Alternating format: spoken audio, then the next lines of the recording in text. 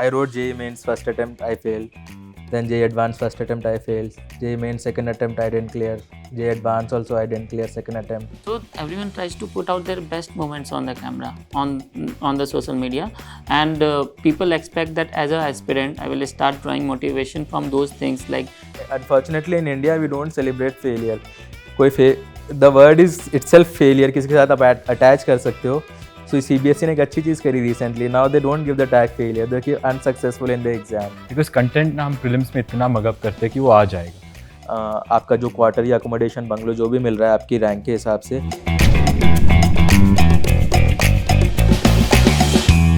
तो हम ऑप्शनल्स की जब बात कर ही रहे हैं तो हम साथ में आंसर राइटिंग की भी बात करना चाहते हैं कि आंसर राइटिंग जनरली कितनी इम्पॉर्टेंट है और ऑप्शनल के लिए आंसर राइटिंग कितनी इम्पॉर्टेंट है. इसके बारे में क्या क्या इनपुट्स हैं कि कब से शुरू करना चाहिए, कितने आंसर्स लिखने चाहिए, ये सब चीज़ें आप अपने एक्सपीरियंसेस भी प्लीज़ शेयर कीजिए. I think we should start with Ashish now. हर बार लास्ट नंबर इसी का आता है. अरे thank you Faizan, I am extremely grateful. It's my pleasure. So I would say कि ये भी पर्सन टू पर्सन डिफर करता है. Like for me answer writing was more about brain storming, taking a question किसी भी मेंस के test series से या फिर पुराने पेपर से, taking a question and then jotting down points कि मैं इसका स्ट्रक्चर कैसे करूँगा, 4-5 पॉइंट कैसे लिखूँगा, उसको कैसे सब्सटेंशिएट करूँगा, what should be my conclusion, what should be my introduction. It was more related to that. It for me answer writing was also related कि अगर मैंने कोई मॉक टेस्ट लगाया है then rather than only and solely relying on the feedback from the coaching, I would sit with 2 or 3 of my seniors who have already given interview या फिर mains, और फिर उनके साथ अपने आंसर को डिस्कस करूँगा कि मिश्रा तुमने ऐसे लिखा था, it could have been this, it could have been this, ये वाला बेटर है, इसको तुम इनकॉर्पोरेट कर सकते हो. सो दैट वे जो है आपका आंसर राइटिंग से जो लर्निंग है, द की टेक अवे जो है, it becomes more enriching I would से. फर्स्ट एंड फॉरमोस्ट जो मैं बताता हूँ, जो फार्मूला जो मैंने अडॉप्ट किया था, क्योंकि मेरे फर्स्ट अटेम्प्ट में आंसर छूट गए थे, तो फर्स्ट एंड फॉरमोस्ट जो चीज़ मुझे लगा कि आपको तो पेपर कंप्लीट करना चाहिए, तो you should try to complete the paper. But then again ऐसा नहीं कि रैंडमली आप पेपर कंप्लीट करके आ गए एंड देन यू एक्सपेक्ट कि आपको अच्छे नंबर आ जाएंगे. No, you need to address the demand of the question, तो it becomes more important. So completing the paper, then understanding that and addressing the demand of the paper, and after that वो जो enriching वाला वो जो pattern चल रहा है आजकल कि इंट्रोडक्शन के लिए अलग से मटेरियल आ रहा है, केस स्टडीज़, कमीशंस, उसके लिए अलग से मटेरियल आ रहा है, डेटा के लिए फैक्टली करके अलग से सीट आ रहा है फैक्ट के. तो आई वुड से कि वो जो पार्ट है वो लास्ट में आता है, और फिर 3-4 महीने का जो गैप होता है प्रीलिम्स और मेंस के बीच में, if you have not yet started answer writing, या फिर प्रीलिम्स से पहले में जो आप आंसर राइटिंग वाला पेज होता है या मेंस की तैयारी वाला जो पेज होता है, उसमें you can do that enriching में. लेकिन आपका पहला जो वो होना चाहिए कि पहले समझ में तो आए कि क्वेश्चन ने क्या पूछा है. दूसरा ये कि जैसा फैजान ने बोला कि पहले जो क्वेश्चन आते थे बहुत सिंपल आते थे, अब है कि चीज़ें घुमा के आती हैं. तो until unless you cultivate that habit कि आपको किस आंसर में कैसे थॉट प्रोसेस को ऑर्गेनाइज करना, विच आई कॉल कि ब्रेन स्टॉर्मिंग कैसे करते हो आप, कैसे आप पॉइंटर्स जनरेट करते हो ताकि आपका आंसर जो है more meeting the demands of the question और ज़्यादा एप्ट लगे एग्जामिनर के पर्सपेक्टिव से भी. तो वो जो ब्रेन स्टॉर्मिंग वाला पैटर्न है, that should be the core of your preparation. And for that I would suggest कि answer writing should not be limited to the mocks कि आप you go to some coaching and you sit and you do some exercise and answer writing. इसके अलावा भी आपको जो है cultivate करना हर एक चीज़ में. लाइक वाइल रीडिंग न्यूज़पेपर, अगर आप जैसे अभी वोग में है सेम सेक्स मैरिज वाला वो चल रहा है, या फिर अभी दिल्ली वाला जो केस चल रहा है federal which relates to the federalism, तो ब्यूरोक्रेसी को लेके, so you should try to think on the spot कि इससे रिलेटेड आपने क्या पढ़ा है, आप क्या क्या पॉइंट जनरेट कर सकते हो, अगर ऐसा क्वेश्चन आ गया तो आप कैसे लिख दोगे, and what you can extract from the paper. तो हमेशा जो ब्रेन स्टॉर्मिंग वाला क्वेश्चन है, at least this should be the exercise every day in my opinion, and it reflects in your answer writing when in the field. मतलब when in the field that means when writing means. Avinash? So my idea is, I would suggest like that is what I follow to start the answer writing as early as possible, because content ना हम prelims में इतना mug up करते हैं कि वो आ जाएगा, तो लेकिन वो structuring वो सब नहीं आता, that takes time. So what I used to do is किसी मॉक टेस्ट के सिनॉप्सिस लेता था, क्वेश्चंस और आंसर्स भी पढ़ता था सुबह from 1 month of my preparation. Evening I used to sit and write the answer. And this made I was very much practiced in time management and various other things. This को supplement कर सकते हैं through topper copies, lot of videos online as to how to write a good answer. Like there are certain ways certain answers are written. History answers should contain dates. Economic answers should start with statistics ideally.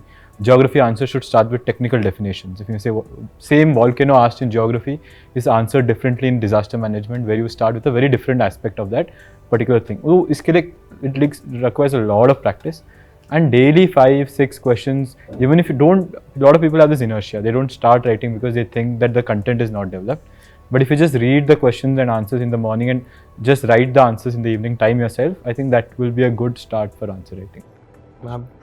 Okay, so like Avinash mentioned, answer writing is extremely crucial, and I would also suggest to start doing it as early as possible once you set in your preparation.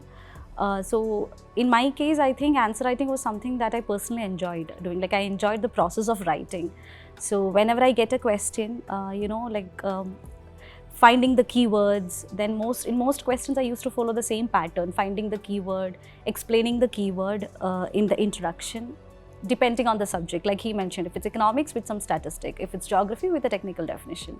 So finding the keyword, introducing it in the definition, probably giving some kind of a diagrammatic or like a flowchart representation of how the keyword actually leads to the rest of the body of the answer. Then whatever is the question that is demanded, the body that is demanded in the question, like giving it as an introduction, giving it as a headline, putting a box around it and making it prominent to show the invigilator that I've answered this, chalo. And then dividing the question into segments, putting each segment as headline inside boxes, and then answering it, and then giving a way forward, because I want to end the answer on a positive note itself. Now doing this within the frame of I think 7 minutes for a 10 mark, no, I think 6 to 7 minutes for a 10 marker, and I think around 9 to 10 minutes for a 15 marker, if I'm right. It's been 2-3 years now, so yeah. So now doing it within that time framework was the challenging part. So that's where your practice will help you. That's where the practice will help you. So I used to write almost every day. Almost every day I've written answers. Now this was the writing pattern that I followed for the GS papers. Ethics and philosophy writing was something it's not philosophy, ethics and essay. The papers, the way I prepared for the papers were, I really converged the preparation there. Because in essay also during my time, there used to be one technical essay and one philosophical topic on which we had to write the essay. So that philosophical essay, the way I used to write it was actually an extension of how I would write an ethics answer. So merging those two papers together, the preparation for the two papers together also was of great help. Now coming to medical science, the answer writing was entirely different there, which I think I need not elaborate in this round table. So yeah, so with respect to mains, I think the more you write, the higher, and the more you revise writing, the higher chances you will finish your paper within the time limit. Ethics was my biggest, the toughest paper with respect to finishing on time. Ethics was the paper I found extremely hard to finish on time. So I used to actually, some days I just to get the time right, I used to take 6 case studies and try finishing them in like 1 hour 10 minutes, 1 hour 15 minutes, just to get a hold on that. So yeah, writing is something I enjoyed very much, and I would say that mains preparation should be always on your side, because personally in my case, my interview marks were very low. I scored only 165 for interview, which was extremely shocking for me as well. But at the same time, I somehow managed to get a rank that helped me get the service I wanted and get the cadre I wanted, because my mains marks stayed there as a buffer to protect me from the interview scores, which I didn't expect would plummet, but it did.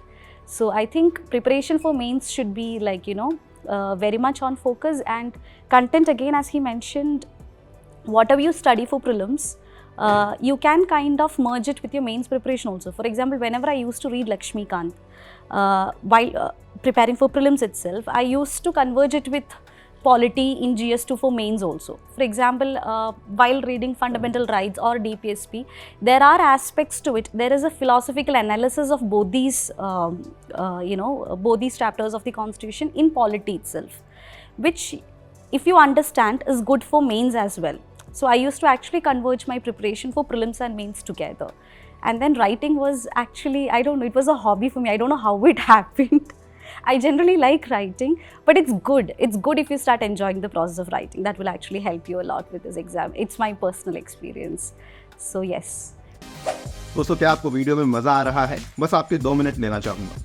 यदि आप अपनी UPSC तैयारी को शुरू करना चाहते हैं तो पाथफाइंडर का जो आखिरी बैच है वो आपके लिए हम लोग लेकर आ रहे हैं, जो कि 1 सितंबर से शुरू होने वाला है। इसके बाद कोई भी नया बैच शुरू नहीं होगा और इसमें जो आखिरी एनरोलमेंट है वो केवल 31 अगस्त तक ही ली जाएंगी। इस बैच के बारे में आपको ब्रीफली बता दूं, इसमें आपको जीएस की प्रीलिम्स और मेंस दोनों की संपूर्ण तैयारी इंडिया के टॉप एजुकेटर्स के द्वारा करवाई जाएगी, जिसके माध्यम से आपकी यूपीएससी की संपूर्ण जो प्रिपरेशन है वो कंप्लीट हो पाएगी। साथ ही में आपको टेस्ट सीरीज भी अवेलेबल करवाई जाएगी और आप चाहते हैं तो इसमें ऑप्शनल्स भी आप साथ में कंबाइन करके इसमें एनरोलमेंट ले सकते हैं। इतना ही नहीं, बल्कि अब एक नया पाथफाइंडर पास भी हम लोग लेकर आए हैं, जिसके माध्यम से जो पाथफाइंडर की जितनी भी ऑफरिंग्स हैं उन सभी ऑफरिंग्स में आप जाकर के एनरोलमेंट ले सकते हैं by only buying the single Pathfinder pass, जिसमें कि आपको 2 साल तक उस पास की वैलिडिटी देखने को मिलेगी और उसमें आपको जीएस का बैच, ऑप्शनल का बैच और भले जो भी नई नई इनिशिएटिव्स हैं जैसे एथिक्स का डेडिकेटेड बैच हो गया, माइंड मैप्स का बैच हो गया, ये सभी जो नई नई ऑफरिंग्स हैं ये भी आपके लिए उपलब्ध करवाई जाएंगी। अगर आप इनमें से किसी भी चीज़ में एनरोल करना चाहते हैं, लिंक्स डिस्क्रिप्शन में है। और आपको फिर से याद दिलवा दूं, जो आखिरी उड़ान बैच है वो 1 सितंबर से शुरू होने वाला है। अगर आप उसमें एनरोल करना चाहते हैं, do not waste your time, अभी जाइए और उस बैच में एनरोल कर लीजिए। फैज़ान, आपके लिए भी राइटिंग इज़ अ हॉबी? हाँ, काइंड ऑफ कह सकते हैं। कभी मैंने हेट नहीं किया इस प्रोसेस को, बिकॉज वो कहते हैं ना, if you love your work you will never have to work a day.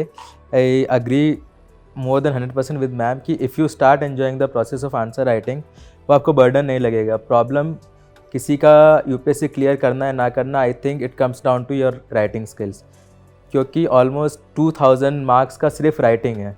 आपका ऑब्जेक्टिव प्रीलिम्स है जो सिर्फ स्क्रीनिंग है, एंड देन आपका 275 मार्क्स का इंटरव्यू है। If you are not a good writer you can never clear UPSC. So that is point number 1। Secondly, Avinash ने और सभी ने, मैम ने, आशीष ने बहुत अच्छे से सारा आंसर तो दे दिया है, and I will agree with them. जो उनका तरीका था मोस्टली मेरा भी मैंने वही फोकस किया। लेकिन एक पॉइंट जो मैं फोकस करना चाहूँगा वो ये है कि there is a phobia of answer writing, जिसकी वजह से ही लोग इम्प्रूव नहीं कर पाते। So here I would like to say that no one is born a good answer writing. बहुत कम लोग होते हैं जो स्कूल्स में बहुत ऐसे राइटिंग करते हैं या फिर इस तरह के कॉम्पिटिशन में पार्ट लेते हैं। Their writing skills are exceptionally well, but I think बहुत ही कम गिने चुने लोग ऐसे होते हैं। Mostly we develop this skill as we go through the process.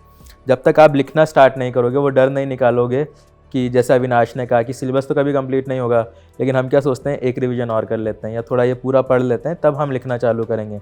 वो दिन कभी नहीं आने वाला है। तो जितना आपको आता है उसके बेसिस पर ही आप आंसर लिखना शुरू करिए। और ये जो आपकी स्किल है ये कल आपको काम आएगी यूपीएससी के मेन एग्ज़ाम में। क्यों? क्योंकि और हमेशा 20 में से कम 5 क्वेश्चन ऐसे होंगे जिसको आपको कभी भी, मतलब हमारे राजस्थान में कहते हैं, हवा भी नहीं लगेगी आपको कि ये क्या पूछ लिया है, वो भी आपको आंसर करना पड़ेगा। तो eight that time this skill कि यार मेरे को लिमिटेड नॉलेज है, मेरे को तो सिर्फ 5 लाइन आती है इस टॉपिक के बारे में, उसी को मेरे को 1.5 पेज कैसे भरना है, डायग्राम बनाना है, मैम ने बोला फ्लो चार्ट बनाना है, प्रेजेंटेशन करना है। तो वो जब डर यहाँ निकल जाएगा कि आपको कैसे इस तरह के बाउंसर्स को टैकल करना है तो आप कर पाओगे। एंड सिंस ये कि इसका आंसर राइटिंग कैसे करना है वो तो सब ने बता दिया। आई थिंक मैं एक चीज़ ऐड करना चाहूँगा, aspirants even me during my preparation we never knew कि इतना आंसर राइटिंग क्यों करना होता है, यूपीएससी इतना लिखवाता क्यों है। But when we are in the field we know कि writing and reading lot of material is an integral part of day to day job of a public servant. Like foreign services में Avinash will know you have to carefully draft each and every word of your response. अगर UN में आप कुछ बोल रहे हैं, if you are not a good writer, वो आप रिस्पॉन्स कभी ड्राफ्ट नहीं कर पाएंगे। एक वर्ड भी इधर का उधर हो गया तो everything is gone. Similarly, in field postings like SDM and collectors, we have to release press issues, answers देने पड़ते हैं, कुछ अगर राइट हो गया डिस्ट्रिक्ट में, then we have to send reports to the higher officials, वो हमको ड्राफ्ट करनी होती है। और अगर ड्राफ्ट नहीं भी करें, at least we have to go through them carefully, ताकि उसमें कोई गलती ना हो। सीनियर लेवल पे हमको पॉलिसी मेकिंग में policies, we have to draft the policies. अगर हमारी राइटिंग स्किल्स अच्छी होंगी, then we will be able to draft good policies, and then वो इम्प्लीमेंट ज़्यादा अच्छे से हो पाएंगी। तो एस्पेरेंट्स को ये डर निकालना चाहिए कि राइटिंग क्यों करना है। एज मैम सेड, प्रोसेस को एंजॉय करिए, अगर नहीं कर पा रहे हैं तो कोशिश करिए एंजॉय करने का।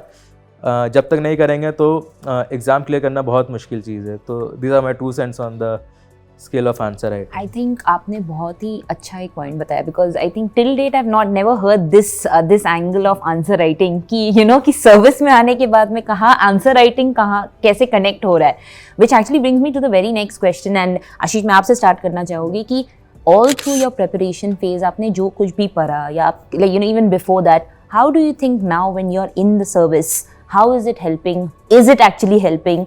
थोड़ा सा if you can give us more information on that. So I would start by saying कि प्रिपरेशन में एक तो आपका एकेडमिक लर्निंग होता है, जो कंटेंट है आपका कंटेंट वाला एस्पेक्ट, बट एक अदर काइंड ऑफ लर्निंग होता है जीवन का, लाइफ का, that psychological aspect, psychological grilling की डिस्पाइट ऑल द ऑड्स, मतलब कि आपकी एज बीती जा रही है, आपके अटेम्प्ट बीते जा रहे हैं, your friends who have chosen different streams are doing good, you have to keep that hope, you have to cultivate that optimistic aspect of your self. एक पॉजिटिविटी रखनी है, दिमाग को शांत रखना है, although odds are against you basically. Same way in the field, like you are on your own, basically you are on your own, everyone is having an eye on you, everyone is watching you, observing you closely, and then out of nowhere you are put into a difficult situation where if it goes very well, if it goes right, बहुत सही, but अगर हल्का सा भी कुछ mistake हो जाता है, then it becomes a hell thing for you, like everyone will put everyone will say a lot of things about you. So basically in those difficult situations, well, there are times, for example in elections, like there are situations in which आपको 2 दिन 3 दिन जो है आप सो नहीं पाते हो, and despite that you have to maintain your cool and calmness. Why? Because there are situations emerging everywhere, like for example for a DM or for a SDM, उसके तहसील में 3-4 प्लेसेस में हमेशा कुछ ना कुछ छोटी छोटी सिचुएशंस इमर्ज करती हैं, and he has to resolve them on the spot, because elections is the fundamental for our democratic system. तो उसमें आदमी कैसे अपने आप को शांत रहे, बिकॉज जनरली वी फाइंड कि अगर प्रेशर में आदमी होता है देन वो टूटने लगता है, या फिर उसका रिस्पॉन्स जो है वो एक्ट नहीं करता, वो रिएक्ट करने लगता है। Then the way he behaves with its subordinates, कैसे उनको ट्रीट कर रहा है, या फिर कैसे उनसे बिहेव कर रहा है, कैसे उनसे काम ले रहा है, या फिर कैसे खुद से काम ले रहा है, basically it takes a hit. तो फर्स्ट एंड फॉरमोस्ट लर्निंग जो है कि आप जो है no matter how difficult the situation is, you have to maintain your calm in order to ensure that आप अच्छे से एक्ट कर पाओ सिचुएशन में, रिस्पॉन्ड कर पाओ सिचुएशन में। Second thing which Faizan mentioned कि आपको लर्निंग का, रीडिंग का इतना वो एक्सपोजर मिलता है नई नई चीज़ों को जानने के लिए। Like for example we both of us are from engineering background basically, but हमने इन्वायरमेंट के बारे में पढ़ा, ये टॉक्सिक वो एमिशन होता है, वो होता है ऐसे। Then we also read ethics, philosophical ऐसे आते हैं, लाइक मैम मेंशन कि फिलोसफिकल एक आध ऐसे आते हैं। तो उस चीज़ के बाद मतलब going into the uncharted territory. For example as an officer आपको एक जॉब दिया है, लेकिन इट इज़ नॉट नेसेसरी कि आप उसी जॉब में रहो, उसी जॉब प्रोफाइल में रहो। अब अभी आप हेल्थ देख रहे हो, कल को आप एजुकेशन देखोगे, तो getting into that zone, getting into that group, learning all the new things right from scratch. तो आपको जो हमेशा जो लर्निंग वाला जो माइंडसेट है, अविनाश ने बोला था ना कि दैट इनर्सिया जो है, इनिबिशन जो है, वो धीरे धीरे टूटता है। वो तैयारी के टाइम में थोड़ा थोड़ा जो है आपको मतलब सीखना पड़ता है।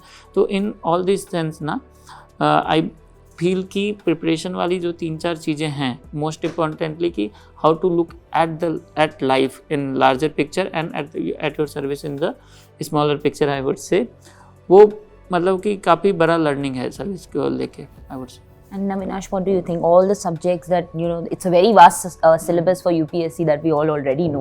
So all that you have studied while preparing also, how much do you think is actually impacting when you all actually come to the services? I think quite a lot. In fact, like for example, from my experience recently, we had this networking reception with a lot of editors, और New York Times के chief editor थे, CNN के chief editors थे, and we were asked to convince them on a particular issue. Why Kashmir? Why we had to do Section 377? Why we had to hold this conversation? I think if it was not for that depth of knowledge I had gained during UPSC preparation, would have been impossible. And Ashish sir recently mentioned to hold yourself under pressure. Like I was talking to a senior, he was explaining recently Ukraine में जब evacuation हो रहा था कि he was on that spot, he was getting the Indians out. The locals started protesting that why are you taking these foreigners outside first? अगर एक train में एक भी coach है, they would rather want their people out. Immediately they come up with option, उनके जो गाड़ी में आते हैं उनको दे दिया, ऐसे come up such out of the box situations जो हमें ethics case study में we brainstorm like how can I think of an out of the box one. Such responses do not come if we were not tested, and this exam, the pattern, it's for a reason what the kind of test it does. And most of the job that comes out of UPSC are generalists.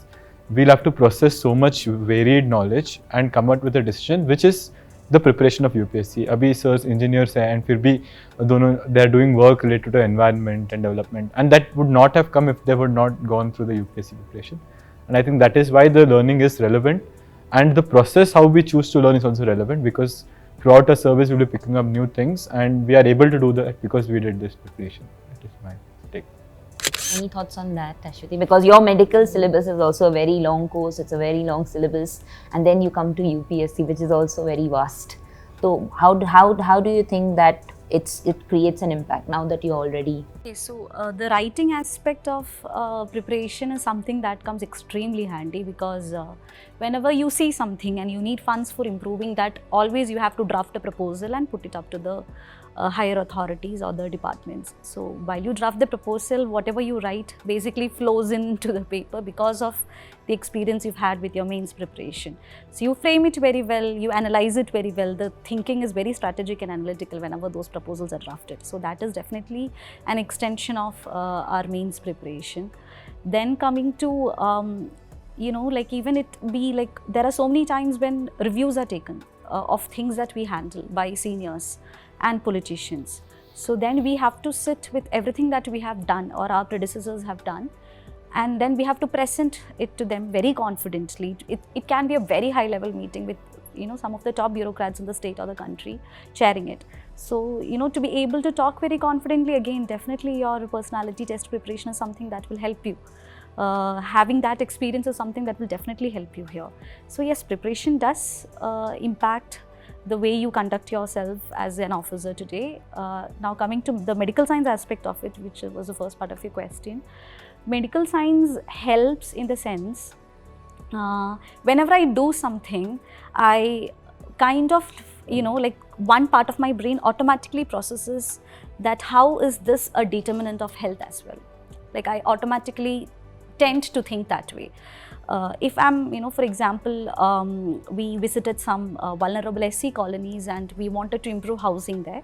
So probably to, you know, to compensate for the change in career and the criticisms that have come with it against me, I kind of always, I tend to analyze, okay, like changing this or doing this, how has it impacted the health and well-being of this family or this colony, whoever it is we are targeting, in a positive way.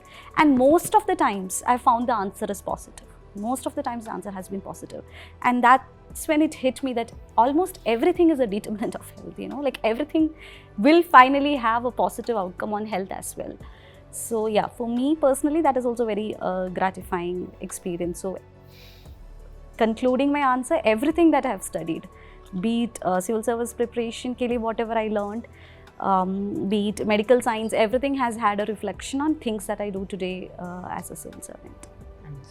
So since जैसे कि अश्वती ने कहा कि उनकी medical science की जो background है उसकी वजह से all her decisions, all her thoughts, whenever she's looking into anything, she keeps switching into that also and draws parallels from there.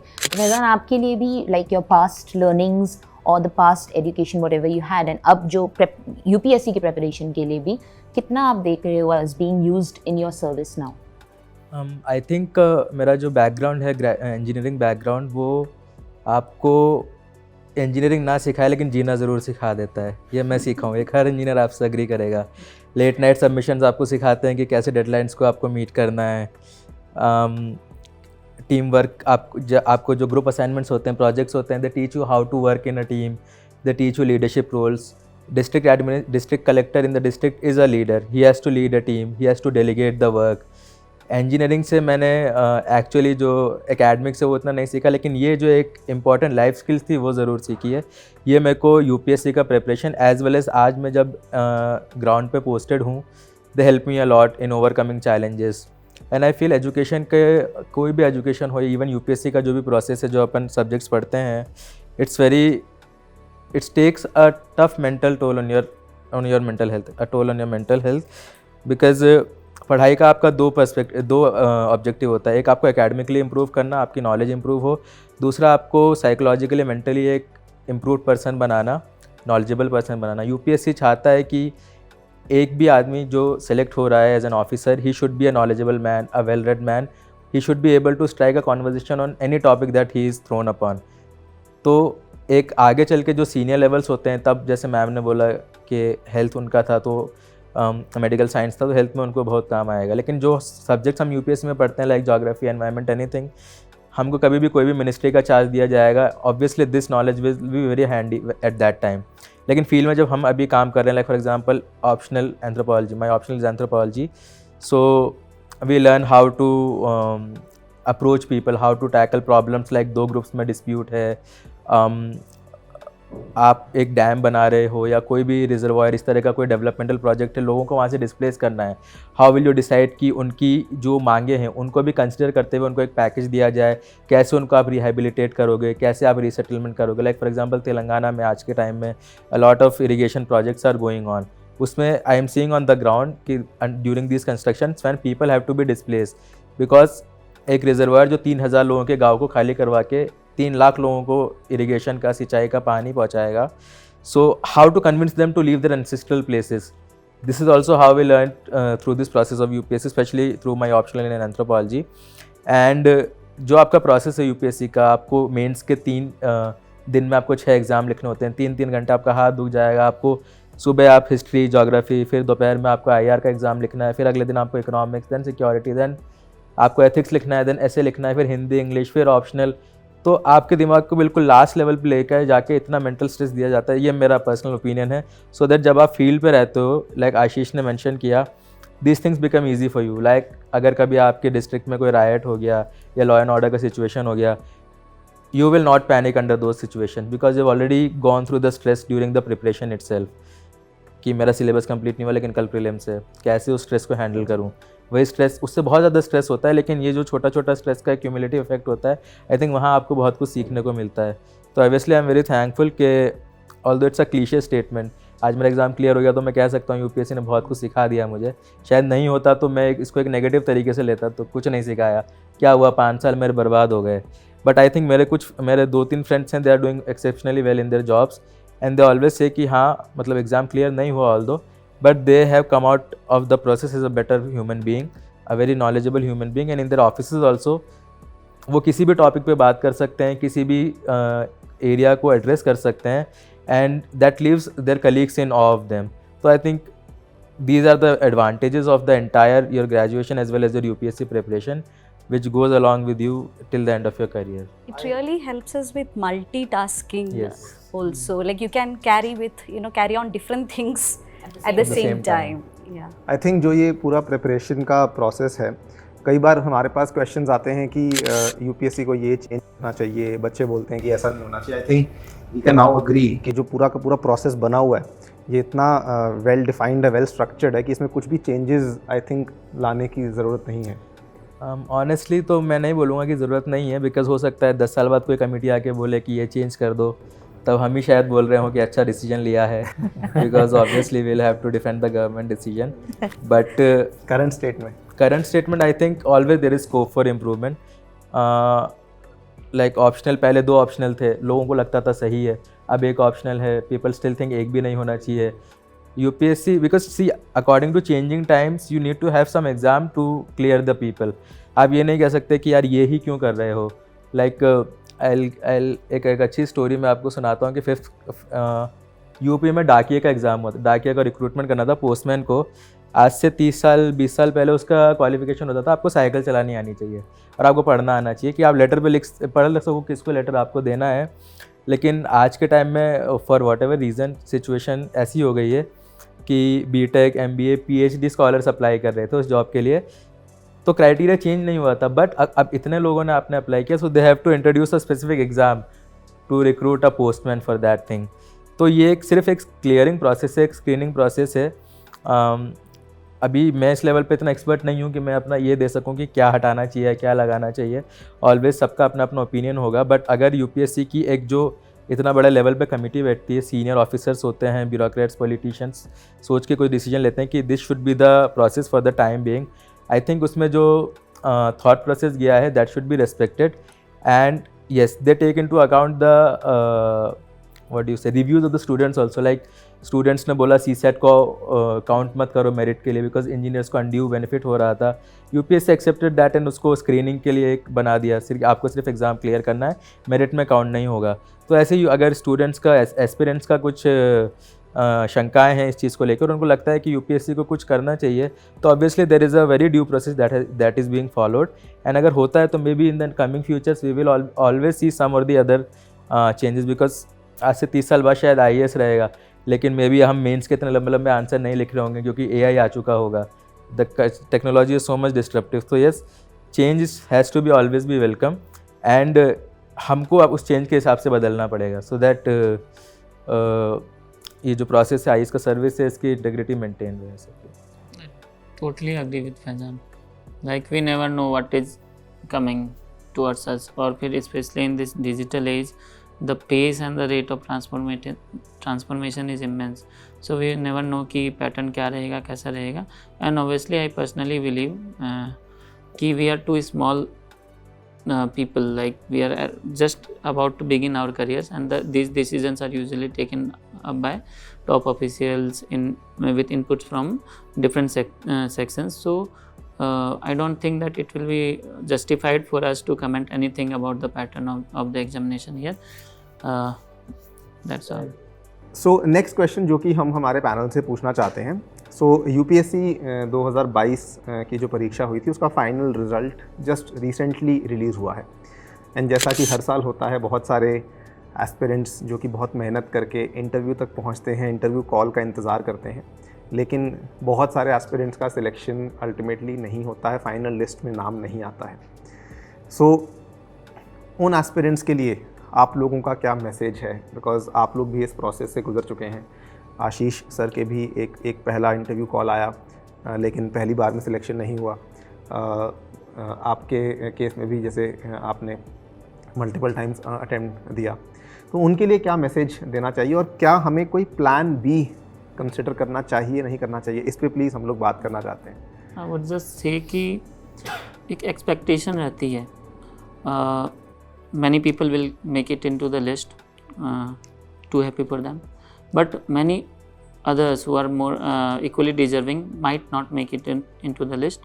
First and foremost कि उनके लिए मैसेज से ज़्यादा I would say कि जो हर इंडिविजुअल का जो दुख है, a person is going through something in his life, तो अल्टीमेटली जो है कि उसी इंडिविजुअल को he has to deal with it on his own, ठीक है। अदर्स पीपल मतलब कि आसपास के लोग, लाइक यू मेंशन कि जब मेरा पहला इंटरव्यू कॉल आया था और फिर मेरा नहीं हुआ, और फॉरेस्ट सर्विस का 2 महीने बाद एग्जामिनेशन था, उसमें भी फाइनली नहीं हुआ, which I had high hopes from, तो फिर दुख होता है। But it was a big realisation कि आपका जो जर्नी है आपका ओन है, आपका इंडिविजुअल का है, और आपका जो दुख है वो भी आपका ओन है। You have to own up to this fact कि नहीं हुआ, यू हैव टू एक्सेप्ट कि नहीं हुआ। If you want to continue then आप जो है you need to objectively look कि आपके क्या मिस्टेक्स थे, and then you need to re attune your preparation accordingly. Secondly I would say कि अनफॉर्चुनेटली इंडिया के जो एकेडमिक करिकुलम है वहाँ पे लाइफ स्किल्स इज मिसिंग। तो we are always living in that ideal world कि ये हो जाएगा देन मैं खुश रहूँगा, फिर ये हो जाएगा देन मैं खुश रहूँगा।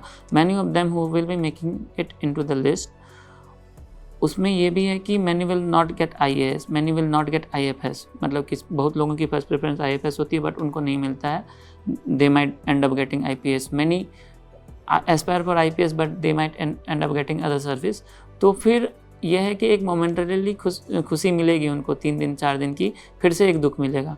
Same goes for those getting into all India services, कि many will get selected into IAS or IPS or Indian Forest Service, and then फिर एक दुख का cycle वहाँ से शुरू होगा कि they might not get into their home cadres or the desired cadres. So ये जो ideal वाला जो मतलब कि हमारा आदत है जीने का, इसके वजह से जो है ना we are always into that chasing mode and all. तो आई वाज जस्ट से कि try to start seeing life from a very macroscopic perspective, कि एक एग्जामिनेशन से उसमें होने नहीं होने से आपकी लाइफ नहीं रुक जाती. Even if you get selected there will be more and more challenges coming up ahead while you may win your life. If unfortunately you cannot you do not make it into the final list, life बहुत बड़ी है, and there are n number of examples of people who have made it big, who prepared for UPSC once, who could not make it into the list, but they are doing extremely good in their life.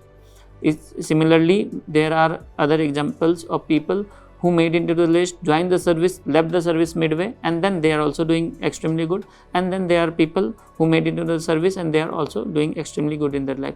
तो ज़िंदगी जो है सबको कहाँ किस turn पे ले जाएगी, कैसी सबकी लाइफ टर्न आउट होगी, it should not be decided just on the result of one day. That's my take on overall the result. I think very well said. मतलब इससे बेटर आंसर नहीं हो सकता था. I think कि हर कोई की ज़िंदगी अलग अलग है और everybody needs to own up अपने खुशियों को भी और अपने दुखों को भी आपको ओन अप करना है. Stop running behind the ideal world. बिल्कुल. जैनिज्म में एक सिद्धांत है अनेकांतवाद का जो कहता है कि सच को देखने के 1000 तरीके होते हैं. वो आपके नज़रिए से सच होता है, वो मुझे सच लग सकता है, वो हो सकता है उनको सच ना लगे, बट सिर्फ एक इकलौता सत्य कोई एग्जिस्ट नहीं करता है. सो जो आशीष ने कहा, आई थिंक वो यही कहना चाह रहे हैं कि अलग अलग तरीके से आप वो सत्य की राह पे निकलते हो उसको ढूंढने के लिए. अल्टीमेटली वो जो आपको मिल जाता है वही आपका सत्य बन जाता है.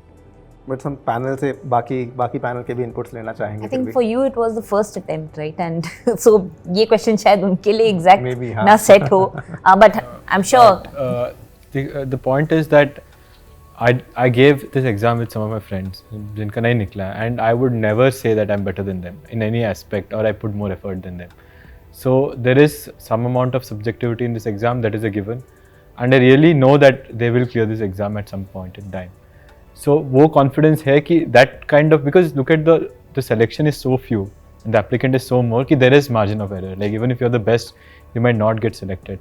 So how do you cope with it? I think keep your options open. I think my plan was कि अगर I would give 3 attempts. अगर उसमें नहीं होता then I would keep on giving the attempt, but I would develop something else which would be viable exit route for me from this exam.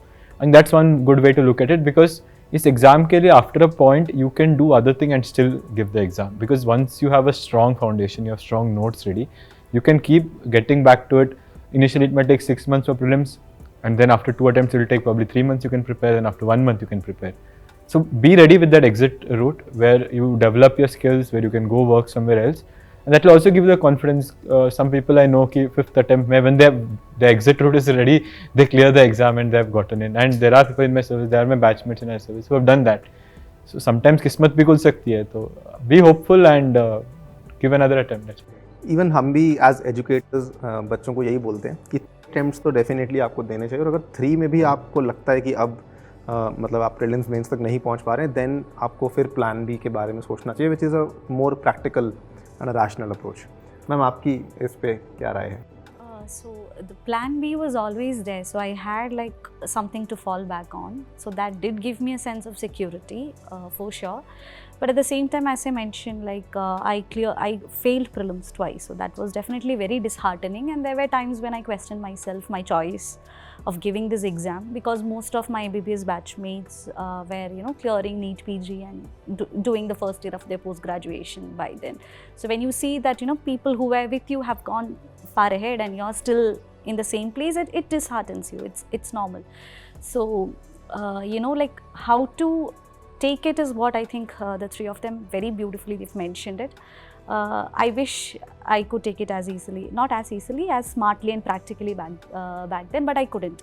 So few ways that, I mean, this is just what I did. It need not be necessarily the right thing or anything, but so what I did is after 2017 prelims, I thought I'll clear it, but I didn't clear it. So I went, joined a hospital and started working for another 4-5 months just to take my mind off everything. And then after 5 months I started preparing again. And then again, I thought 2018, I had started giving my, mains mock answers and everything. And it was actually while giving one of the mock answers that the result came and my name was not in the list. So that was again like way more disheartening than the previous time. So then again, like it was very difficult to cope up with that situation because your expectations were very high and you failed again. So at that point of time, it was a little more difficult than the previous time. So I, my confidence level of clearing this exam, everything went down. The question of should I give it again, should I not, am I wasting my time, will this give me any returns and everything, like everything. People were telling me if not anything, this will make you a better person. But at that time, I really didn't want to be a better person. All I wanted was to clear the exam. So frankly, I don't know what is it that I did differently in 2019 with, comparing to the previous attempts I gave in 17 and 18 that I cleared in 19.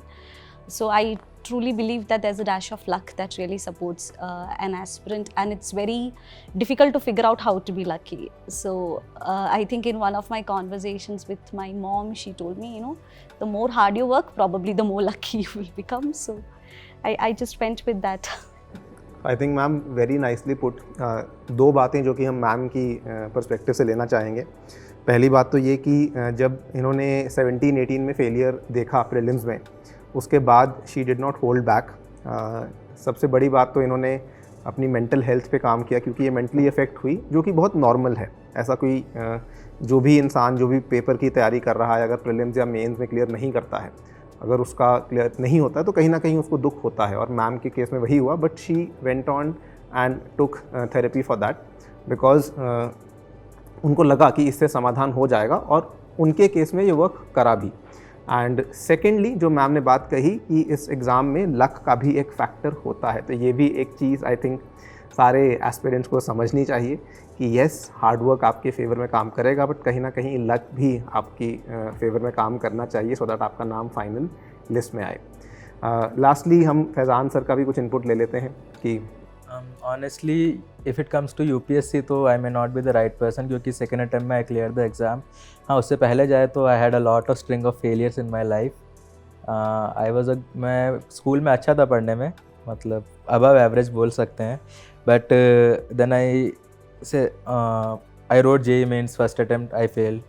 Then JEE advanced first attempt, I failed. JEE mains second attempt, I didn't clear. JEE advanced also I didn't clear second attempt.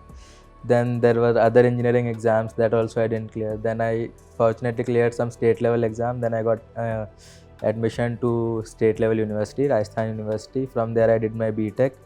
And then I wrote 2 or 3 placement interviews that also I didn't clear. Then state service, Rajasthan state service, I first attempt I wrote in 2018. That also I didn't clear. Then first prelims also I didn't clear. Ultimately second prelims I cleared. So yesterday only I was watching a video and it struck me the same thing, that there is a famous basketball player, he plays in NBA, USA League. So a reporter was asking him ki you failed in this because they did not qualify for the final. So he asked him ki you failed in this season, what are your thoughts on that? So he said that this is the wrong question to ask because I did not fail. He gave the example of Michael Jordan. He played almost 20 seasons in NBA. He only won 5 championships. So it does not mean that he failed 15 times in the season. Sachin only won 1 World Cup. That does not mean बाकी का पूरा career खराब है या सिर्फ failure ही था because एक ही world cup वो जीत पाए. So that means कि we need to accept our failures and accordingly act to them, improve them, because it's okay. Because failure has to be accepted and celebrated. Unfortunately in India we don't celebrate failure. The word is itself failure. किसी के साथ आप attach कर सकते हो. So CBSE ने एक अच्छी चीज़ करी recently. Now they don't give the tag failure. They give unsuccessful in the exam. It's just a small positive thing. But yes, so you have to own your failures and work upon them. जैसे ma'am ने कहा, मैंने भी जब first prelims fail हुआ, I took a break of almost 1 month from studies. I did something that I enjoyed. I traveled here and there. And then when I had the right mental state to study again, I resumed my studies. Secondly, when it comes to plan B, yes, you need to have a plan B. जैसे sir ने भी बोला कि for 3 attempts आप without plan B भी continue कर सकते हैं. लेकिन उसके बाद अगर आपके पास एक प्लान भी रहेगा और अगर आप वो सक्सेसफुल कर जाते हैं उस एग्ज़ाम में, you will get a lot of confidence. Like some of my friends who are preparing for me, they did not clear in their second or third attempt. They cleared some other exams. Some of them cleared the state service examination. One of them cleared intelligence bureau ka exam. One of them cleared SSC ka exam. That gave them a lot of confidence as well as some cushion to fall back upon. Because 26-27 की as में if you are still unemployed, family का pressure होता है, society का pressure होता है, it becomes very difficult. And 5 UPSC के attempt के बाद भी 6-7 के बाद भी अगर आपका यूपीएससी एग्ज़ाम क्लियर नहीं होता तो it takes a huge mental toll on your health. तो इस चीज़ का आपको ध्यान रखना है, आपको डेफिनेटली प्लान भी रखना है, लेकिन एटलीस्ट 3 फोकस्ड यूपीएससी अटैम्प्ट्स आप दीजिए.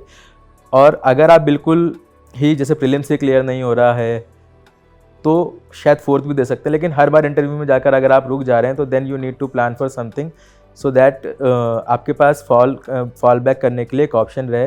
एंड अगर यूपीएससी नहीं भी निकला तो you can do something better with your life. So this is my to take on. So similar lines पे एक और क्वेश्चन है जो कि हम लोग अश्वती मैम से पूछना चाहेंगे. मैम, आपने मेंशन किया कि 2017-18 आपके जो पहले 2 अटेम्प्ट्स रहे, आपने बहुत एफर्ट लगाया, लेकिन प्रीलिम्स अनफॉर्चुनेटली आपका क्लियर नहीं हो पाया. सेम हम लोग अभी भी देख रहे हैं. The prelims exam for 2023 was conducted just अभी कुछ ही दिन पहले की बात है, और इस बार भी बहुत सारे एस्पिरेंट्स ऐसे होंगे जिनका एग्ज़ाम क्लियर नहीं होगा. उनके लिए क्या कहना चाहेंगी आप? एंड ऑल्सो जिनके लिए क्लियर नहीं होता है, व्हाट इज़ योर मैसेज कि how to cope with that? आपको मेंस की प्रिपरेशन पे फोकस करना चाहिए, अगले साल के लिए प्रीलिम्स की प्रिपरेशन पे फोकस करना चाहिए, उस पर आपकी क्या राय है? Okay, so I've myself been in this place twice. I couldn't clear prelims twice, and there is no one-stop solution to how to deal with this also. It basically depends upon your situation. So I would say, take your time off and let yourself feel whatever it is that you're going through, and then assess your situation on whether you want to give the prelims next year again or not. What is your situation? Do you have to take a 1-year break from everything else and prepare again? Do you need to join a job, take a secondary career option, or maybe focus for another career for a while and then get into some other job and then prepare again? So it all depends on your situation. It's a very subjective decision. So I would say that after giving yourself the time to cope up with the initial mourning period that we all go through, you have to assess your situation. So in my case, after failing prelims for the second time, that is in 2018, the mourning period was not ending. It just kept going on and on and on. And that's when I understood that my thoughts are very clouded. I'm not able to analyze anything. I'm not able to have clarity in my thought process and in my decision making. That was the point when I decided that, in fact, my sister suggested that maybe we will talk to a therapist. And that's how I sought therapy at that point of time, which turned out extremely beneficial for me, because I finally had a very non-judgmental space to sit and talk about all my vulnerabilities, all my insecurities, very frankly. And there was a very patient listener also, which was also rare. So after going through that process, I understood that, okay, I want to give this exam again. I want to give one more attempt, and maybe that will be my last attempt that I will be pursuing without doing a job. And then after making that decision, rest is history. Fortunately, I could clear it. So how to cope up with loss? I think after the mourning period, sit and analyze your situation. If you need help, seek help without any hesitation, because asking for help is a very brave thing. It's not at all, it shouldn't be considered a taboo at any cost or at any levels. So ask for help, seek help, and with that help, take better decisions for yourself. I think काफ़ी अच्छी बात कही ma'am ने, और पहले Faizan sir ने भी same बात कही थी कि इंडिया में प्रॉब्लम क्या है कि हम फेलियर को एक्सेप्ट भी नहीं करते हैं और सेलिब्रेट भी नहीं करते हैं. सो अगर इन केस आपके साथ ऐसा हुआ है कि आपका प्रीलिम्स एग्ज़ाम फिर से क्लियर नहीं हुआ है, तो देखिए कौन से अटैम्प्ट में हैं आप, फर्स्ट में है, सेकंड में है, थर्ड में है नहीं हो रहा है क्लियर, तो now you can go for a plan B. First में है तो आप देख सकते हैं कि अगर आपको लगता है कि आपको कोई हेल्प चाहिए, कोई थेरेपी लेनी है, आप ले सकते हैं, जैसे मैम ने अपने केस में किया, and it turn out very well for her. So अपनी ऑप्शंस को एक्सप्लोर करना शुरू कीजिए. अगर आप एक इतने मुश्किल पथ पे चलना शुरू कर दिया है आपने, कि सोच ही लिया है कि अब तो एग्ज़ाम करना ही है, तो एक प्रीलिम्स वाले झटके से मुझे नहीं लगता कि आपको अपनी पूरी जर्नी को अफेक्ट करना चाहिए, अपनी पूरी लाइफ को अफेक्ट करना चाहिए। आई थिंक यही मैसेज हमें शायद यहाँ से लेना चाहिए।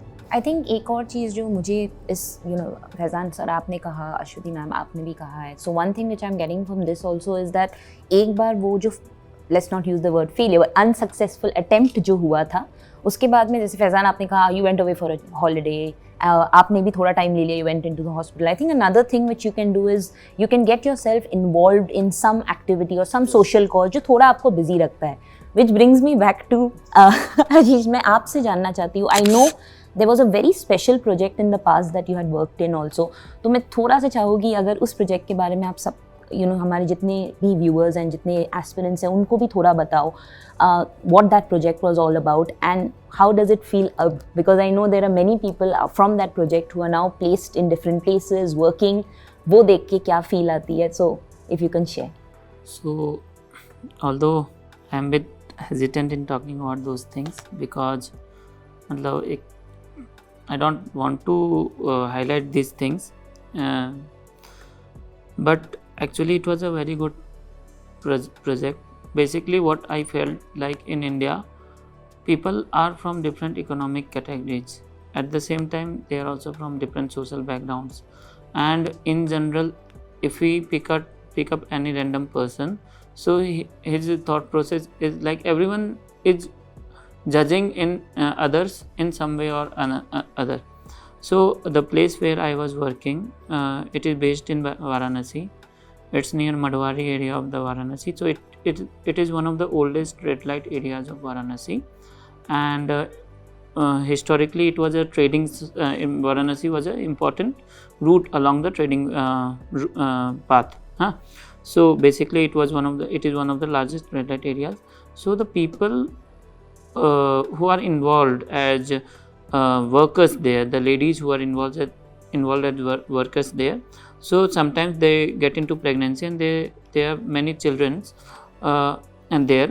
So basically what happens in general in our society, unfortunately, that there is a taboo or stigma ki this particular child who is barely 5 or 6 years of age or maybe 10 or 12 years of age, because the children were from different age group, ये particular बच्चा, since his father might not be known or he may be known, many times his father were not known to us, but the mother is involved in certain profession. So ये बच्चा भी अच्छा नहीं है, but unfortunately and मतलब मुझे काफ़ी ख़राब भी लगता है कि ऐसा thought process नहीं रखना चाहिए to a innocent soul, to an innocent child. So there is one foundation called Guria Foundation. It is run by Ajit sir. So I used to volunteer as a teacher and I used to interact with those children, and I saw firsthand कि how much privileged we are. Like कि many a times, मतलब me, it also applies to aspirants and everyone, like people from all walks of life, कि we in pursuit of that ideal thing, in that ideal setting in our life, मतलब we tend to undermine or like underlook कि what we have actually got, that sense of gratefulness. तो एक privilege वाला feeling आता था कि इस बच्चे के पास तो एक तो सोशल स्टिग्मा है ही है, टैबू भी है, and he is lacking all the essential facilities, living in one of the most marginalised areas of the city.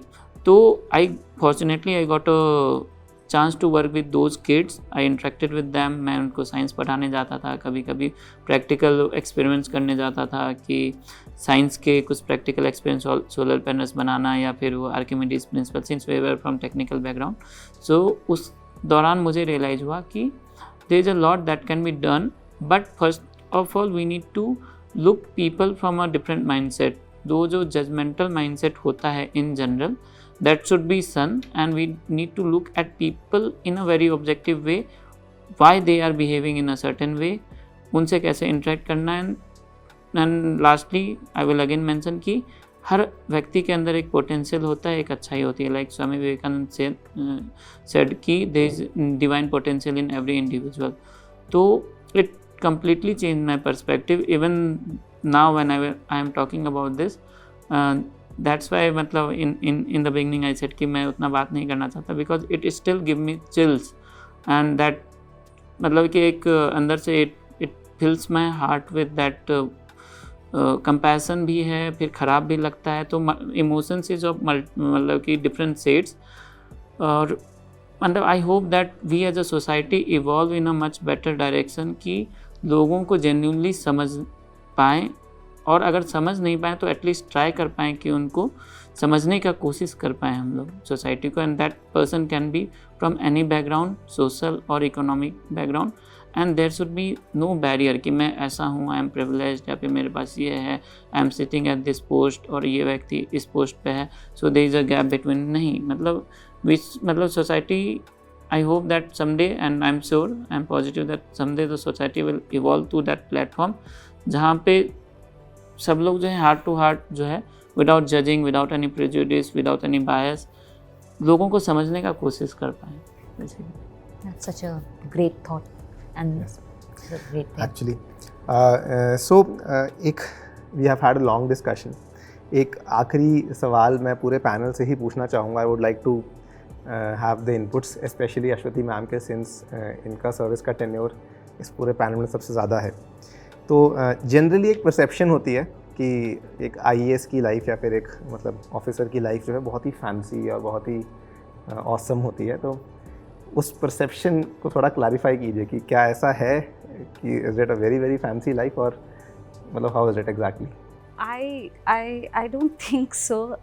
Especially, when you're an SDM, you are in the field. It's a field posting, and a whole revenue division is under you. And I have additional DDC charge also, so District Development Commissioner charge also. So which makes it, like it's my revenue division plus the developmental arena of the whole district. So my day starts at around 10 in the morning and it ends around 7 to 8 in the night. So there is no time left to live the fancy life. But at the same time, I would say that fancy life is not the primary reason we are here.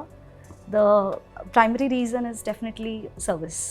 And at the end of the day, when I tell you that, going at 10 a.m. in the morning and coming back around 6, 7, 8 in the night, coming back to a lonely house, and when you sit and when you think, okay, was it all worth it and all, when you sit and think, there have been, the number of days when I felt that it is worth it were more than the days I have felt otherwise. So that cuts the line for me.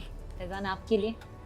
I will agree with ma'am. जैसे बोला कि cadre to cadre differ करता है, आपका personality कैसा है वो भी डिफ़र करता है। एंड सबसे ज़रूरी चीज़ ये है कि जो भी आपको पर्क्स एंड बेनिफिट्स मिल रहे हैं वो आपको फैसिलिटेट करने के लिए हैं, because you have a huge responsibility upon your shoulders. आप एक पूरा सब डिवीज़न संभाल रहे हैं, जो कि यूरोपियन कंट्रीज़ की शायद कंट्री की पॉपुलेशन जितनी एक पॉपुलेशन उस सब डिवीज़न में रह रही होती है, उतना एरिया उस सब डिवीज़न का होता है। If you look at bigger states like Karnataka और यूपी एंड बिहार, तो आपको आपका काम करने में एक सहूलियत हो उसके लिए वो आपको प्रोवाइड की जाती है। आजकल के टाइम में थोड़ा ग्लैमराइज रोमांटिसाइज कर दिया गया है। आईएएस की धमाकेदार एंट्री, वो कार से उतर रहा है, this is the fancy things maybe like I think you are talking about. But I think मैं समझता हूँ personally from the backgrounds that we come from, me और Ashish I have known, I don't think कि उसको उस तरह से देखने में शायद उस एस्पायरेंट्स के लिए कोई गलत है। बिकॉज इस एग्ज़ाम की तैयारी जो करते हैं मोस्टली आईएएस की, वो लोअर मिडिल क्लास से आते हैं, मिडिल क्लास से आते हैं। उन्होंने कभी अपनी ज़िंदगी में कार नहीं देखी होती है, कभी उसमें बैठे नहीं होते हैं, कभी इस तरह का बड़ा बंगला या घर सुख सुविधाएं उनको मिली नहीं होती हैं। तो उनके लिए उस वक्त एक ये मोटिवेशन रहता है कि हमारा स्टैंडर्ड ऑफ लिविंग इम्प्रूव होगा, हमें सोशल मोबिलिटी मिलेगी, हमें सोशल स्टेटस इम्प्रूव होगा। Which I personally feel it's not completely wrong to fantasise about that कि मैं ये चाहता हूँ। लेकिन अल्टीमेटली जब आप फील्ड में जाते हो, शुरू के 1-2 महीना तक का ही ये आपका वो रहता है, एंड फिर वो नॉर्मल हो जाता है। वो पर्क्स एंड बेनिफिट्स वो आपकी रोज़मर्रा की ज़िंदगी हो जाती है। गेट कार से उतरना, वो वीडियो कोई बना ले रहा है, कोई आईएएस ऑफिसर नहीं है जो बनवाता है ऐसा वीडियो, वो जो अटेंडर या कोई होता है नॉर्मल पब्लिक, वो बना के लाइक्स के लिए वीडियोज़ डाल देते हैं यूट्यूब पे। बट एज मैम सेड, वो सिर्फ आपको एक सहूलियत देता है आप अपना काम ठीक से कर सकें। For example from the cadre which from I come, आपको एक गाड़ी दी जाती है। Why? Because you have to travel a lot in your district, in your division. तो एक कंफर्टेबल गाड़ी अगर आपके पास नहीं रहेगी, एंड हर किसी की इतनी हैसियत नहीं होती कि वो खुद की गाड़ी खरीद के वो पेट्रोल भरा के उसमें ट्रैवल कर सके when you are doing the job of the government. इसलिए वो आपको दी जाती है, so that you survey the things, you meet different people, you understand their problems. फिर आपको एक अटेंडर दिया जाता है, आपके घर में आपको स्टाफ दिया जाता है, लाइक आपका जो क्वार्टर या अकोमोडेशन बंगलो जो भी मिल रहा है आपकी रैंक के हिसाब से, you will get a servant, you will get a cook, because may be आपको उस जगह पे लैंग्वेज भी नहीं आती है, तो गवर्नमेंट फैसिलिटेट करती है कि आपको एडजस्ट करने में वहाँ पे कोई प्रॉब्लम ना हो। फिर आप ऑफिस में जाते हैं तो ऑफिस में एक आपको असिस्टेंट मिल जाता है। अब जैसे मैं हूँ, मेरे को अगर असिस्टेंट नहीं देंगे तेलंगाना में, मेरे को फाइल नहीं समझ में आएगा, because everything is in Telugu, people are speaking Telugu, so they are there to facilitate कि आप समझो इनकी प्रॉब्लम क्या है और आप लैंग्वेज भी सीखो उसके साथ बात करते करते। सो समटाइम्स जो लोगों को लगता है कि IAS lives a very fancy life, it's not so fancy when it, जैसे मैम ने कहा, when you come to home and you find yourself all alone, रात को वो स्टाफ भी नहीं रहता है, आप अकेले रहते हो, 4 कमरा या 3 कमरे का जो आपका घर रहता है, आपकी फैमिली शायद आपसे 1000-2000 किलोमीटर दूर रह रही होती है कहीं और पे। तो आपको इस चीज़ का ये मकसद निकालना होता है कि वो क्यों दिया गया, अगर आप उसको फुलफ़िल कर पा रहे हो या नहीं कर पा रहे हो। And as ma'am said and others will agree, those days will be more, जब आपको लगेगा कि I am being able to fulfill the potential, fulfill the role that the government has given me along with these benefits and perks and allowances, and तब एक feeling आता है कि हाँ, मैं अगर आज IAS बन के कुछ कर पा रहा हूँ सोसाइटी के लिए, तो वो एक्चुअली मैं कुछ ग्राउंड पे कर पा रहा हूँ। सो आई थिंक ये एक चीज़ है। आई थिंक इसमें ये भी है, आजकल काफ़ी ज़्यादा ग्लोरिफिकेशन सोशल मीडिया पे, यूट्यूब पे हो रही है, जिसकी वजह से कुछ बच्चे और कुछ एस्पिरेंट्स को भी लगता है। आई एम हैप्पी अभी IFS की मैंने कोई धमाकेदार एंट्री का वीडियो नहीं देखा है। होपफुली ऐसा ही रहे। तो आपसे ही पूछ लेते हैं, व्हाट डू यू थिंक, मतलब कितना है सच? It is very well put by Faizan sir and Shruti ma'am. That is how the reality is, because all this paraphernalia, as it's called, comes for a purpose. And sometimes you see, like for example, we see in secretariats, the DM gets, people ask, DM gets the biggest bungalow, and secretariats rank higher than our joint secretary will get a 2 BHK in the HQ. Why? Because there is a purpose for that particular paraphernalia.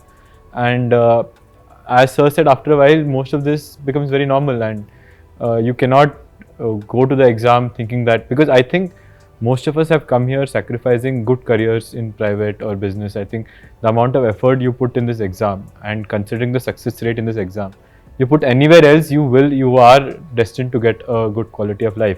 So really one has to think about the purpose as to why you are giving this exam, giving this for 5, 6, 7 years.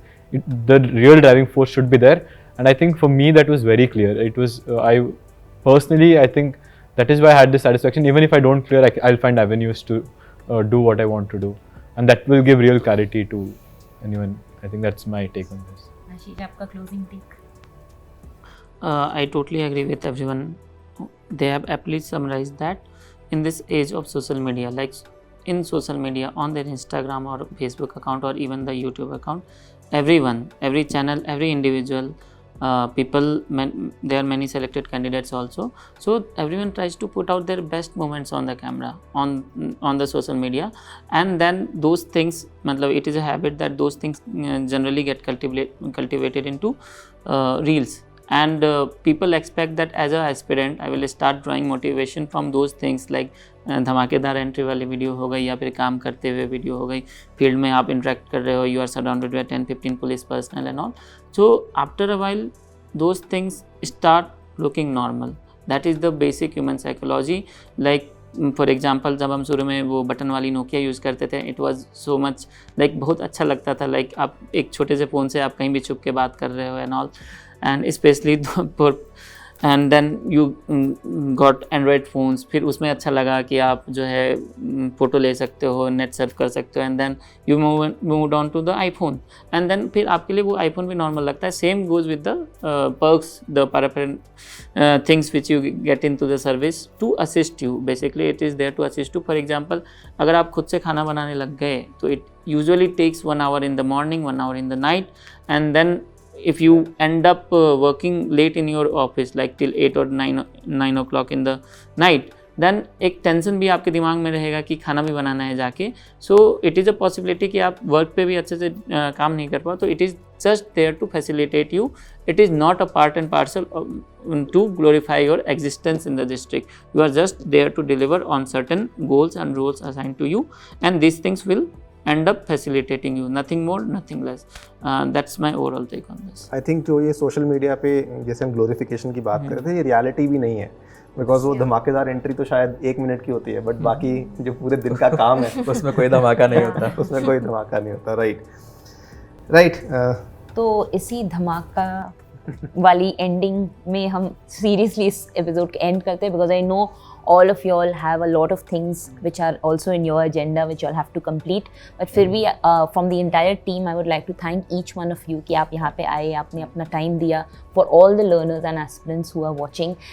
But before we close, I would just request each one of you, अगर आप एक message हमारे सारे viewers जो शायद इस exam के लिए तैयारी कर रहे हैं या किसी और एग्ज़ाम के लिए भी तैयारी कर रहे हैं, एक मैसेज आप से will be really helpful for all of them. So we'll start with this time आशीष आपसे ही।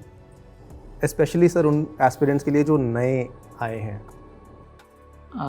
नए aspirants I would just say be very cool, calm, composed, enter into that Buddha monk mode while studying, and keep the distractions aside.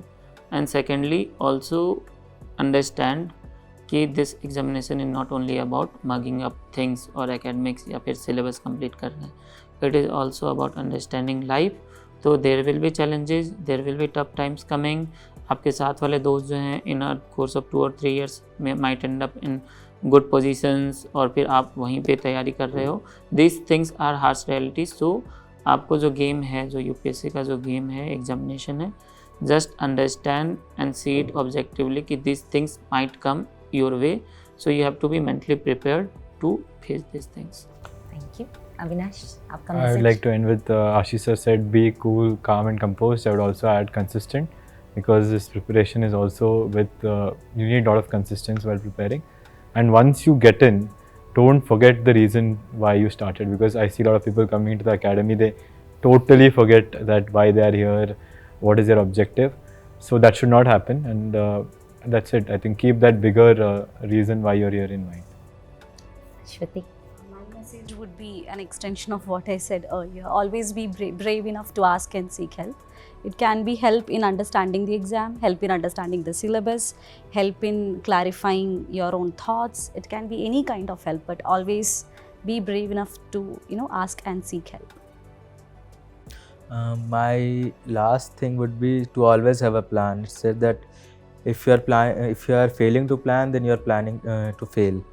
Have a plan for prelims, for mains. Have a plan if you fail prelims, if you fail optional, but always be ready with a plan. Be ready with the plan B if plan A is not working out. But planning is most important. I realized when I failed my first prelims because there was no plan in that. So always be ready with a plan and things will automatically fall into place. Thank you. Thank you. और sir एक final message आप सारे students को दे दो। सो दोस्तों, आज हमने एक और एपिसोड को कंक्लूड किया पर्सपेक्टिव सीरीज़ का। काफ़ी सारी नई नई बातें जानी, ये भी जाना कि आईएएस अफसर की लाइफ कितनी कठिन होती है और कितनी चुनौतियों से भरी होती है। But I am very very sure कि जो हमने बात करी फेलियर्स की, वो शायद इस पूरे टॉक की मुझे लगता है सबसे ज़्यादा एनलाइटनिंग डिस्कशन थी, जिसमें कि हमने देखा कि हमारे पास ऐसा पैनल था जिसमें एक अविनाश सर को अगर हम छोड़ दें तो सभी ने अपने अटेम्प्ट्स में कुछ ना कुछ चैलेंजेस को फेस किया है और अपनी ही गलतियों को इम्प्रूव करते हुए, इस टफ़ एग्ज़ाम को क्रैक करते हुए आईएएस की ही सर्विस को प्राप्त किया है। सो ये आपको भी सीख यहीं से लेनी है कि किस तरीके से आप बेहतर कर सकते हैं, किस तरीके से आप मोटिवेटेड रह सकते हैं, किस तरीके से आपको नर्वसनेस और एंग्जाइटी जैसे नेगेटिव चीज़ों से बचना है। सो इसी मुद्दे पे कंक्लूड करते हैं। Thank you once again. Thank you. Thank all you. Of you. Thank you.